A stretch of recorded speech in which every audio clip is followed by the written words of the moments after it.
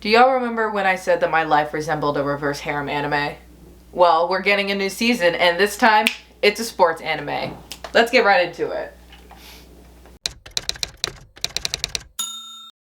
My hair is doing an anime cowboy bebop looking thing, but you know, that's okay because it fits with what we're going to talk about today.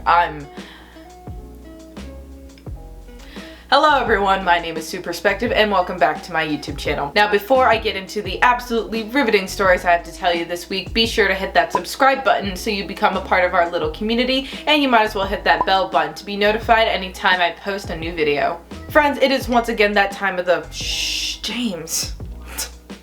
Did he just send me an Invader Sims? That is very cute. Hold on, we have to pause. Friends, it is once again that time of the week where we detox over some tea talks. If you are new to our channel or if you're unsure of what that is, basically what this is we're going to have a one-on-one conversation where I get to share with you some interesting or some lewd stories about my week, and we're just gonna sit down and, you know, detox over some tea talks. So please get comfy, get cozy, grab your favorite age-appropriate beverage. Today I'm finishing up a lavender latte and some water. Let's get right into it, guys. So previously in one of my tea talks, I think it's tea talk number 2, I talked about how my life very much resembled a reverse harem anime. However, as life continues and you start to end a new cycle in your life, you begin a new one. So my life has evolved to a certain sense. It has evolved so much so that my life is now a sports anime. Of all things to be, it's a fucking sports anime. So since my season of a reverse harem has basically officially wrapped up, it's still very much a part of my life, but like that sort of arc in the story is kind of complete. I'm starting a new season, and this season, it's sports anime edition. So yep, that's right, my life has officially become a sports anime. So anything from Yuri on Ice to Haikyuu, that is what my life is like right now. Except instead of ice skating or volleyball, it's martial arts related. So again, if you don't know me, I am a 2nd degree black belt in martial arts, specifically Tang Soo Do, and that revolves my whole life. It has engulfed me and I am fully indulged in the world of martial arts. I spend every day out of my week on the mats, practicing, stretching, beating people up. I don't know, whatever you do in martial arts, that's what I do. It's actually really funny too, because when I reflect and analyze back on the past couple months of my life and being back in the studio, I can see a lot of resemblance from a sports anime to my actual real life. You have the quirky main character, along with that you have like the little sister type, along with a mother figure who's not necessarily related to you. You have the super strong, powerful, wise father figure that you look up to. I even have a huge cast of what you would consider misfits, but are incredibly endearing side characters, and along with that, I also have a love interest. Oh boy. Speaking of love interest, that actually brings us into our very next topic of our tea talk today. So, my father is a very huge part of my life. In fact, he's so huge in my life that he's also one of my biggest inspirations in martial arts. He's trained me since I was a little girl up until this point, and he has so much wonderful and positive influence on my life. My father is actually one of the main reasons why I got into martial arts. I remember going to tournaments and traveling all across the United States to see him compete and test, and I just marveled at his strength. So when I turned 9 years old, I said, sign me up, and I've been doing this ever since. But along with being my martial arts coach, he is also very much my dad. So when he saw me go through my last breakup and how much it hurt me and affected me and took me away from so many things, and then he saw me delve right back into martial arts, he had officially declared that I was no longer allowed to date boys. Oh no. But yes. My father saw how incredibly dedicated and I guess gifted or talented or whatever I was in martial arts, and he also saw that, to him at least, that boys and dating was kind of a distraction and taking me away from the greatness that I was achieving. So he declared officially to my face, he said, no more boys, no more dating, you cannot do that. I am turning you into a vessel of war and a weapon of mass destruction.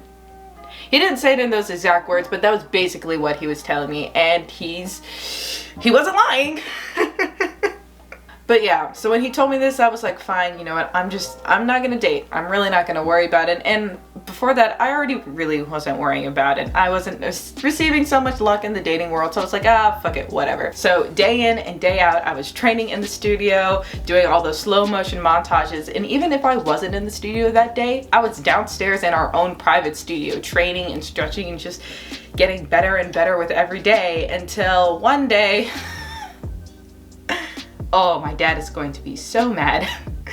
Life has this funny thing. It does this really, really funny thing that when you say you don't want something and then it appears. So yes, my father said no more dating, and I was totally cool and down with that and becoming just a badass weapon of mass destruction, and then, well, then he came along. Oops. So yeah, my anime life, my sports anime has now come into full swing because now there is officially a romantic interest in the works. Shit.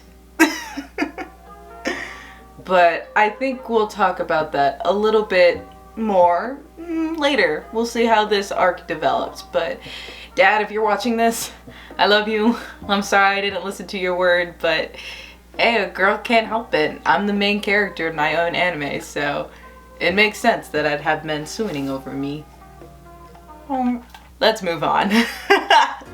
So speaking of how my life resembles an anime, it would not be complete without a little bit of fan service.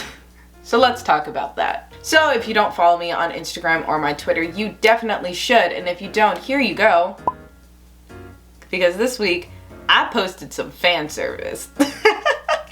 So if you don't know, I'm a part of a small little Twitch community of a bunch of friends of mine. We got Flyrish, we got Mother of Odin, we got ItsMeJonB, and we got MedStudent27. All great, wonderful friends. You should definitely check out their Twitches. I'm there on occasion.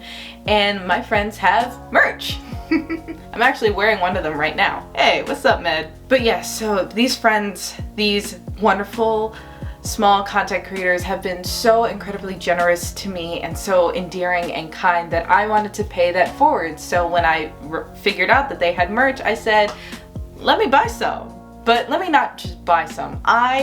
How I show love and affection is through acts of service. So I said, let me buy your merch and let me organize a small little photo shoot to show you off. Now for the record, they did not ask me to do this. They did not ask me to buy their merch. They did not ask me to promote it. They did not ask me to do a photo shoot. This was all on my own accord because I think that they're generally awesome people and I just want to flaunt them, and I also saw this as a positive for me, and I'll explain to you why. So growing up, ever since I was a little girl, I've faced adversities that really no one should face, and they're incredibly unfair and traumatic experiences, but that was something that I went through, and we'll talk about that a little bit more later. But ever since those experiences, I've been incredibly skittish when it comes to showing my skin.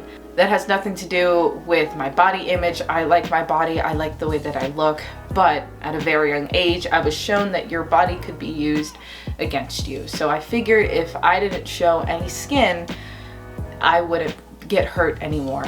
So from that moment, from a very young age to I'd say like early college, I didn't really like showing a lot of skin. If it showed more than my forearm or more than like my knee and up, I was very, very uncomfortable. I did not like it. I felt like I was in danger. I felt ashamed. So I would just wear jeans, hoodies, and t-shirts. And it was incredibly unbearable in the summers wearing all those layers, but I would rather die of a heat stroke than show a little bit of ankle.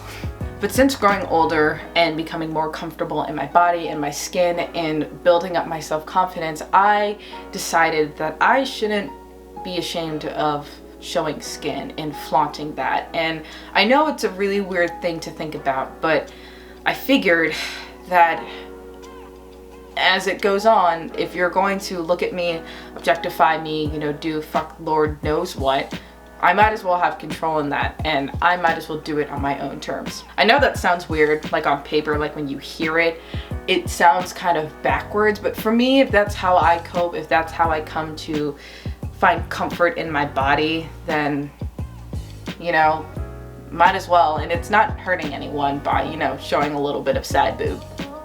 So I saw this as an opportunity to, one, flaunt off my friends, and two, just regain confidence in the body that I was given.